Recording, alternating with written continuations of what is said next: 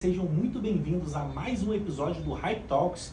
Hoje eu tenho a honra de apresentar aqui o jornalista e escritor do Diário de Tremembé, Assir Filó. Prazer, Lorde, estar aqui com você no Hype Talks. Boa. Eu estou memorizando a pronúncia aqui.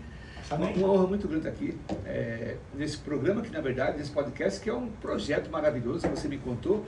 Eu tenho grandes expectativas quanto a você, Lorde, e esse plano vai explodir não no Brasil como no mundo, que você quer trazer também aqui entrevistados internacionais. Eu serei sua audiência. Bom demais, cara. Muito obrigado. Bom, que abertura.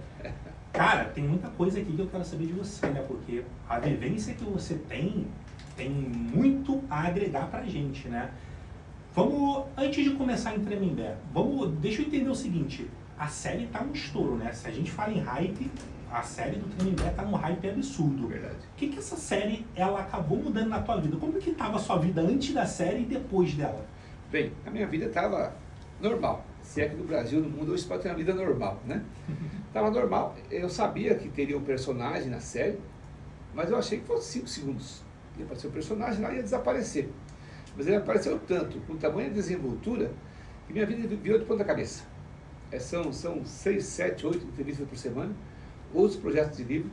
E um detalhe que eu vou adiantar para você aqui, Lorde, que tem outros streaming negociando e procurando, inclusive a mim, para fazer séries sobre Tremembé também, não só a Amazon Prime. Em razão dessa repercussão gigantesca, né? Eu acho que casou ali o interesse das pessoas por desgraça, por tragédia, né?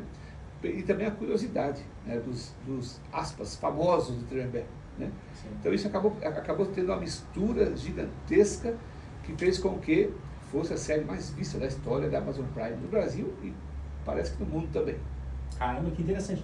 Eu, que sempre fui uma pessoa que sempre curtiu o True Crime, né, no audiovisual, eu percebo que é muito comum muita gente também gostar de histórias reais sobre criminosos e que assim seja. Só que eu nunca tinha visto uma série tão bem feita quanto o Tremembé. Eu acho que é por isso que caiu no gosto da galera, sabe? Sim. Porque assim, todo mundo tem um interesse. Até porque assim, teve uma convidada aqui que ela até estava falando sobre o porquê que a gente gosta de serial killers, que é algo muito absurdo.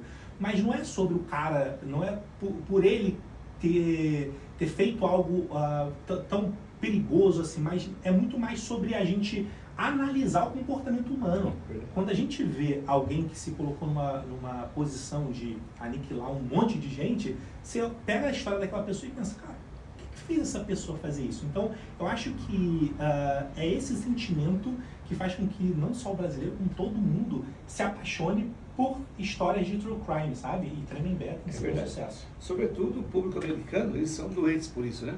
Quando eu publiquei esse livro, o Diário de Tremembé, eu recebi vários pedidos de entrevistas e um jornalista do Fantástico, Almir Salaro, que você vai trazê-lo aqui em breve no Hype Talks, ele me falou assim, olha, se seu livro fosse publicado nos Estados Unidos, você ia ficar milionário, porque lá eles são doentes por true crime e tal, serial killers, né? E tem muitos serial killers americanos. Eu não sei se há uma ligação de uma coisa com a outra, em razão deles gostarem tanto desse tema, terem surgido os maiores serial killers do mundo são americanos. São americanos. Então talvez tenha uma simbiose, uma ligação. Então eu acredito que no Brasil também, principalmente agora, com a série como você colocou, muito bem feita, né, chamou a atenção. Eu não esperava tanta qualidade. A gente sabe que a Amazon Prime é a Amazon Prime, né? E os demais parceiros que conduziram esse processo todo. Mas me surpreendeu a audiência, a procura, a busca. As redes sociais estão lavadas, superlotadas, né, desse tema. E chama a atenção. Mas eu queria também dizer o seguinte, nós devemos, claro, trazermos esse tema para o debate, falarmos a respeito, nos divertirmos, vermos também as tragédias humanas que foram causadas por esses personagens, mas também aproveitar para debater algumas coisas importantes que a série traz sutilmente, como a questão do sistema prisional, não para, popularmente falando, para defender preso, não é nada disso, mas debater esse assunto, que é importantíssimo para todos nós. Né? A gente não deve não devemos só nos divertir com a tal da calcinha que apareceu lá. Não, nós temos assuntos muito importantes que a série traz, mas que não estão sendo debatidos. Eu não quero aqui falar de assunto chato, não é nada disso, mas tem assuntos que são importantes. Violência contra a mulher, feminicídio, Hoje nós temos no Brasil 4 a 6 mulheres são mortas por dia pelos seus companheiros. Isso é importantíssimo debater. Com Né? certeza. Da mesma forma que eu falei, o sistema prisional. Nós somos revoltados com a violência, isso tudo eu compreendo. Mas o combate à violência está dentro dos presídios e não nas ruas. Mas na hora oportuna a gente volta a esse tema. Eu sei que você tem perguntas a respeito. Não, já vamos lá. Inclusive, deixa eu trazer aqui algo que tem total a ver com esse tema. E é um debate que isso acontece no Brasil há muito tempo e eu quero saber a sua visão sobre isso. Muito é debatido quando você está numa roda de amigos que vai ver algo e vai falar sobre algo relacionado a presídio, todo mundo pergunta: você é a favor da pena de morte ou a prisão perpétua? E para quem nunca vivenciou, não tem nenhum parente que teve alguma vivência dentro da cadeia, eu acho que a resposta, eu poderia dizer que 90% das pessoas vão dizer que é a favor de uma ou de outra. Mas eu sei que você tem uma visão totalmente diferente, muito mais por ter vivenciado e por ter entendido de dentro para fora como é a realidade. Me diz aí o que você acha sobre esse tema? Exatamente. Eu tive a oportunidade de integrar o poder legislativo, eu fui parlamentar por 8 anos, presidente da Câmara Municipal. Depois eu fui do poder executivo, conheci o legislativo, conheci o executivo, fui prefeito e também conheci o outro lado, o jornalismo. Eu fui jornalista e radialista por 25 anos. E tive o desprazer de parar em Tremembé. Isso aconteceu, resumidamente, isso aconteceu comigo em razão da política. Nossa, que a nossa política é muito complicada. Perdoa aqui o termo que eu vou usar, é uma lama, é uma sujeira. E essa, perdoa a expressão de novo, essa patifaria da política me levou para Tremembé. Cometi erros, claro, quem não cometeu erros na vida?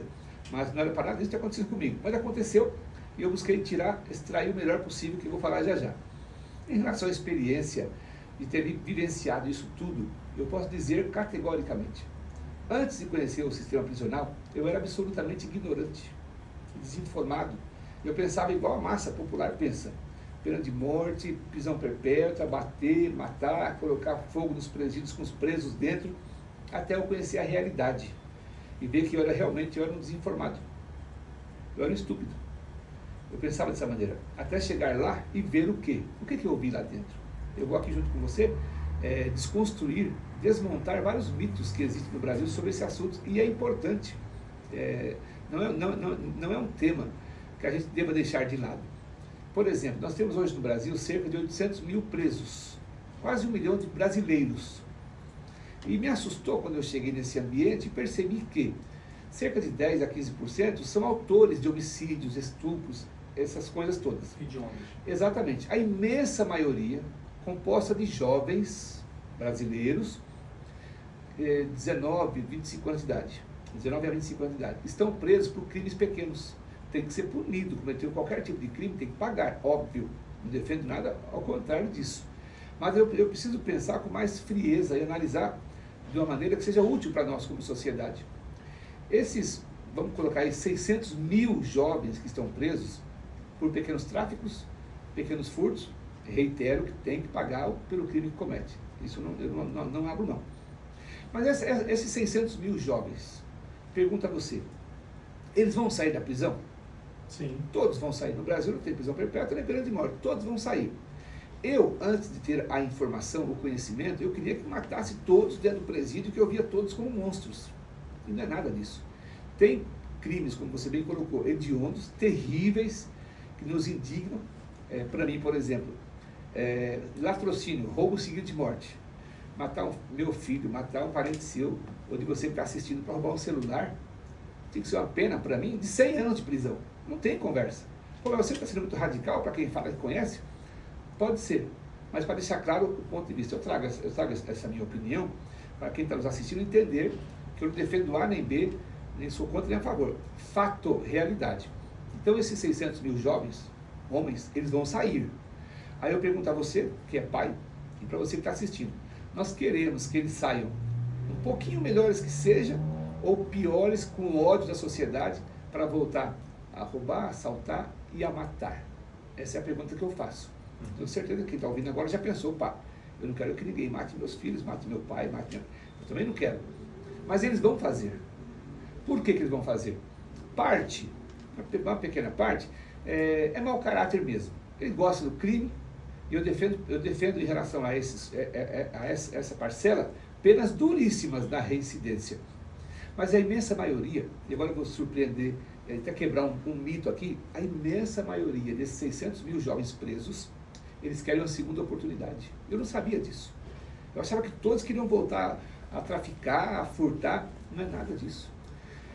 Depois que eu saí de Tremembé, a gente volta já nessa questão, eu passei por Pinheiros 3 e Guarulhos. E nesses locais onde eu estava, nessas instituições, eu buscava realizar cursos, atividades educacionais para essa galera. Eu dava curso de oratória, montava curso de inglês e espanhol. Quando eu abri vagas para curso de inglês e espanhol, junto com a direção da unidade, claro, 400 jovens se inscreveram para fazer o curso. Para quê? Para crescer, para ter uma chance, para abrir uma porta. Estão presos, repito, tem que pagar pelo que fez. Mas se nós não cuidarmos, eles vão sair piores. Eles querem sim uma segunda chance. Eles querem trabalhar, querem estudar. Mas dentro dos presídios não tem atividade praticamente nenhuma. O que tem é faz de conta, exceto o Tremembé. É tudo faz de conta, tudo de mentirinha. Eu vi isso várias vezes. Tentei quebrar essa situação e consegui realizar uma série de atividades culturais e educacionais. Então, para resumir, para concluir esse raciocínio, essa massa carcerária, a imensa maioria são pequenos crimes, furto, tráfico, está errado, tem que pagar pelo que fez. Estou falando várias vezes que é difícil você conversar com isso, com a sociedade hoje revoltada com o crime, eu entendo, eu também sou revoltado com isso, obviamente. Mas se nós não cuidarmos, não tivermos a consciência, baixar a bola e falar assim, calma aí, eu entendi agora, eles vão sair. 600 mil jovens, eu falo jovens que é a imensa maioria, eles vão sair. Como é que nós queremos eles nas ruas? Sem emprego? Sem qualificação profissional, um carimbo de ex-presidiário na testa, eles vão fazer o quê? Nada. Porque o preconceito nosso, o meu também era gigantesco. Eu penso igual você que está em casa, está assistindo em qualquer lugar. Eu tinha um preconceito enorme. Hoje eu vejo que essa galera quer uma segunda chance. Pequenina parte não quer. Gosta do crime e tem que ser pena duríssima. Reincidiu uma vez, dobra a pena. Reincidiu de novo, triplica a pena. Reincidiu de novo, quadruplica a pena. Até tomar vergonha. Perdoa a expressão, uma chula aqui ou vulgar. Mas eu me surpreendi quando eu iniciei atividades culturais, cursos diversos, todo mundo se inscreveu. Quando eu estava em Tremembé, um exemplo aqui real, eu estava conversando com um grupo de pessoas, quando chegou um funcionário, diretor de trabalho em Tremembé, todo mundo trabalha, estuda, tem atividades culturais, educacionais, lazer, esporte, tem tudo lá. Aí você fala assim de casa, volta ao raciocínio, está tudo errado, eles têm que apanhar.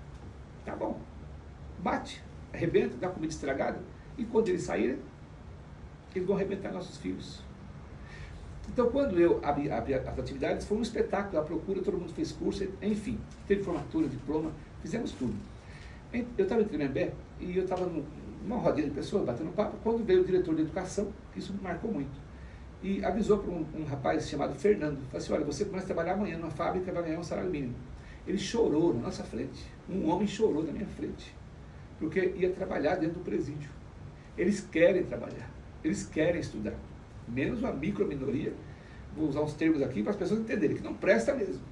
Eles nasceram por crime e lamento, mas a imensa maioria quer. Então, se nós mudarmos a mentalidade, e aqui eu evito qualquer tipo de politização, não falo mal do governo nenhum, né? Pelo contrário, cada um. Mas se todos os governantes tivessem a consciência, fossem conhecer a realidade, a violência ia despencar. Assaltos, tráfico, ia despencar. Mas tem outro lado que eu preciso colocar já.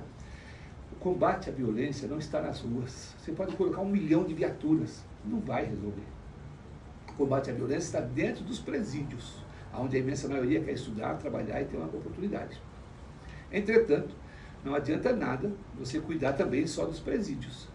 E nas chamadas quebradas, São Paulo, Rio de Janeiro, Minas Gerais, todos os estados, nas quebradas, nas periferias, você deixar a molecada lá sem saneamento básico, morando do lado do esgoto. Muita gente fala assim, não, mas isso é ideia de esquerda, direita, centro. Eu não entro nesse assunto, eu não entro nessa polarização, não vou perder meu tempo com isso. Mas tem uma coisa que é realidade, né? Eu até exagero um pouco na comparação.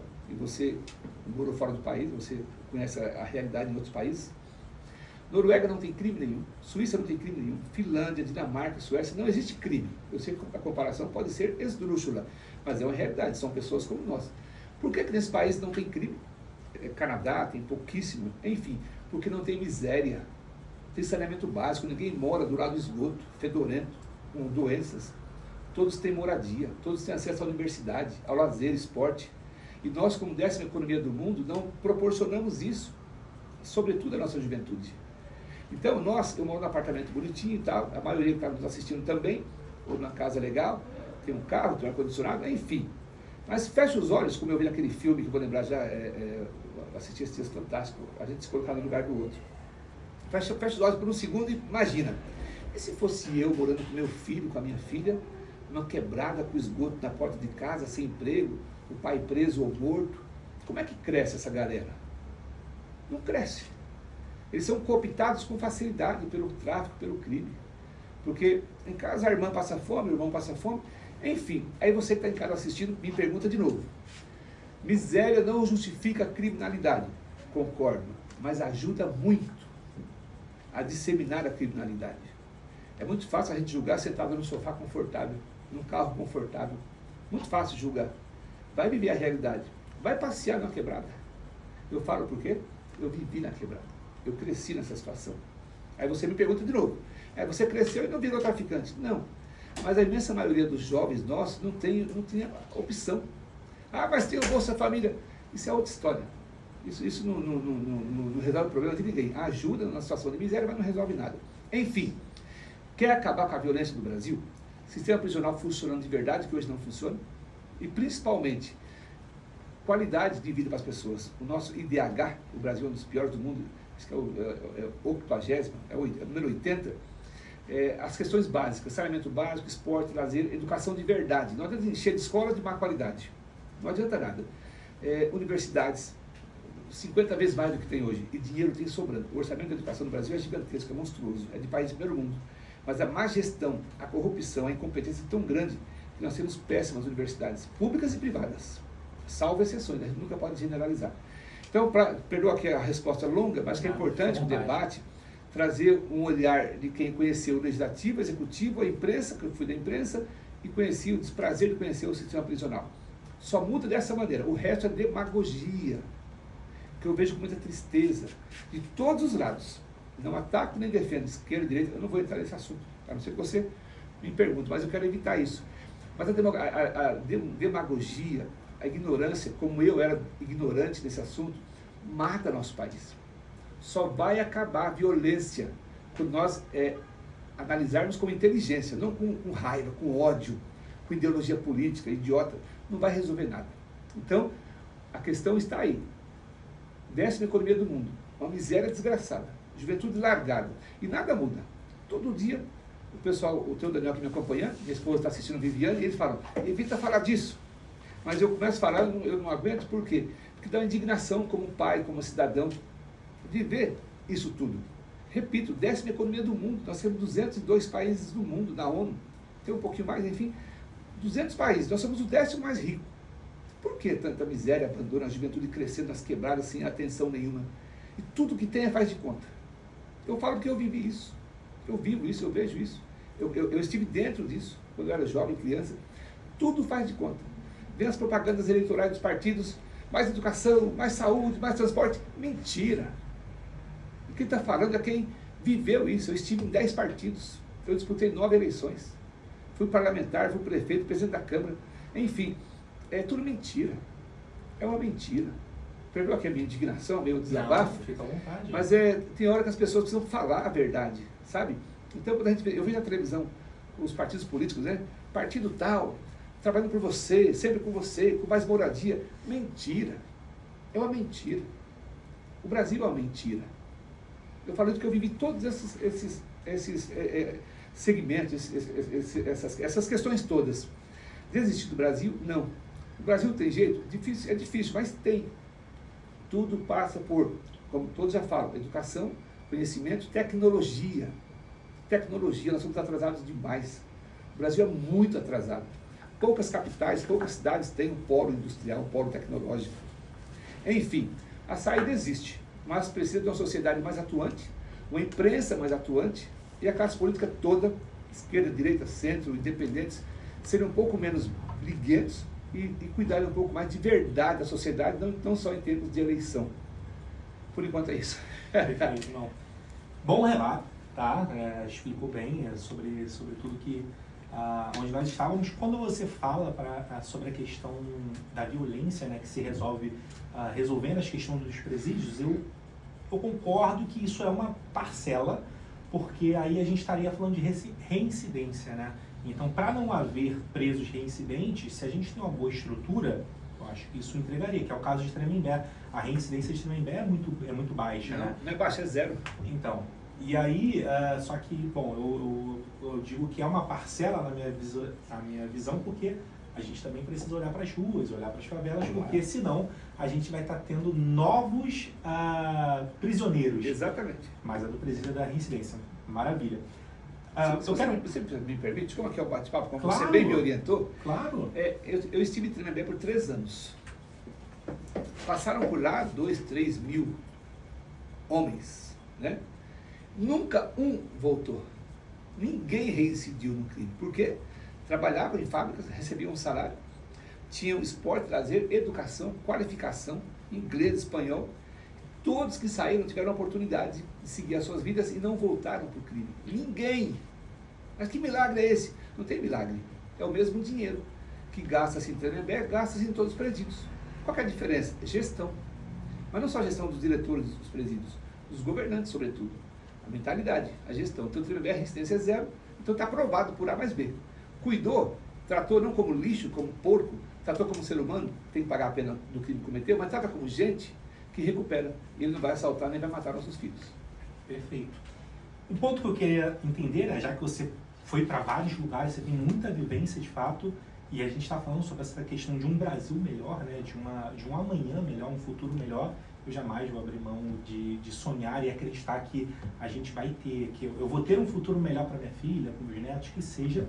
Mas eu entendo que tudo isso que você falou é um reflexo da sociedade e, automaticamente, sem entrar em lado político, esquerda, direita, centro, querendo ou não, quem está no poder, na política, é quem consegue colocar em prática aquele pensamento que a gente está tendo de melhoria. E esse é um lado que, como você mesmo disse, você vivenciou. Você teve ali durante muito tempo, né? Você foi vereador 2 vezes, né? Chegou à prefeitura também. Como que é a sua visão sobre isso? Porque se a população ela tem essa visão que eu te falei, de pena de morte, de prisão perpétua, e isso não evoluiu, isso você acha que também precisa ter uma evolução na política? Porque quem está com a caneta na mão são os políticos e não a sociedade, a não ser que ela se junte contra esse governo, vamos dizer assim. Sua pergunta é muito boa, ela é complexa e profunda. O Leandro Carnal, um palestrante extraordinário, todo mundo conhece, eu assisti a uma palestra dele, ele falou o seguinte: seria muito fácil eu vir aqui diante de vocês, ele falando para a plateia dele, e falar que todos os políticos são ladrões, são corruptos, são incompetentes, são bandidos, vocês me aplaudiriam de pé, disse Leandro Carnal. Só que ele completou. Mas isso não é verdade. Porque não existe um senador, um deputado, um prefeito, um governador, um presidente que não foram eleitos por nós, eleitores. Então, quando nós falamos da classe política, dos gestores, e lembrando que, para ser franco, sincero e honesto, tem muita gente boa na direita, tem muita gente boa na esquerda, tem muita gente boa no centro. Mas esse muita gente boa é pequeno perto da outra parte. Os gestores têm a caneta, você tem toda a razão, tem a caneta. Mas quando eles não são fiscalizados pela imprensa, que tem um papel fundamental, que tem muito respeito pela imprensa brasileira, quando a sociedade não acompanha para cobrar os seus gestores, prefeitos, governadores, presidente da República, deputados estaduais, federais, senadores e vereadores, quando a gente larga de mão, eu entendo tudo isso, sabe? A indignação das pessoas, você falou da pena de morte, prisão perpétua, as pessoas querem, a parte quer, pela revolta e indignação, e eu entendo isso, entendo de verdade. Mas quando nós, como cidadãos, como sociedade, não agimos acompanhando, fiscalizando, isso não é difícil, isso não toma tempo. 10% do tempo que a gente fica nos rios do Instagram. Uma crítica aqui generalizada. Eu vejo pessoas, inclusive, que eu convivo, que eu conheço, ficam 4, 5 horas vendo vídeos no Instagram. Como hoje em dia. Mas eu vou falar nós, eu vou me incluir. Mas nós não tiramos 5 minutos para entrar nas redes sociais deles, que tem a caneta, que comandam o país, que cuidam das nossas vidas, que decidem os nossos futuros. Nós não tiramos 5 minutos para olhar o que está acontecendo com o país e criticar, elogiar, sugerir, cobrar e denunciar. Ninguém faz isso. Pouquíssimas ONGs no Brasil, seríssimas, conseguem mobilizar 0,1% da sociedade. Na Europa, Itália, Inglaterra, Estados Unidos, que você conhece bem, a população é ferrenha fiscalizadora, ferrenha. Teve, salvo engano, o primeiro-ministro da Dinamarca, 1 ou 2 anos atrás, ele usou o vale-transporte dele, vou usar esse nome, vale-transporte, no domingo. Porque lá, né, você sabe, nesses países e tal, os primeiro-ministros e tal, enfim, eles não andam de carro particular aqui, igual nós aqui, com motorista particular, carro bonitão, pago pelo povo. Lá eles andam de metrô. Você sabe bem disso. E o primeiro-ministro da Dinamarca, salvo engano, depois para a sua audiência a gente confirma, ele usou o vale-transporte dele no domingo, que ele não estava trabalhando. Ele foi deposto do cargo.